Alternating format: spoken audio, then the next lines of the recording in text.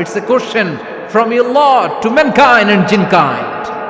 এটা আল্লাহর পক্ষ থেকে মানব জাতি এবং জিন জাতির কাছে রেখে দেওয়া একটা প্রশ্ন।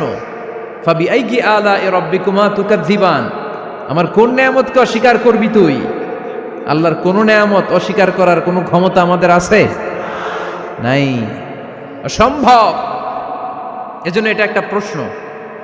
আল্লাহর হাবিব বললেন, ও আমার প্রাণের সাহাবারা, তোমাদের সামনে যখন সূরা আর রহমান তেলাওয়াত করলাম তোমরা চুপচাপ, কিন্তু তায়েফের ময়দানে যখন জিনদের কাছে তেলাওয়াত করেছি তখন তারা চুপচাপ থাকে নাই।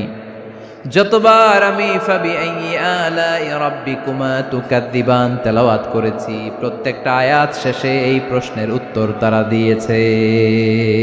সুবহানাল্লাহ পড়েন।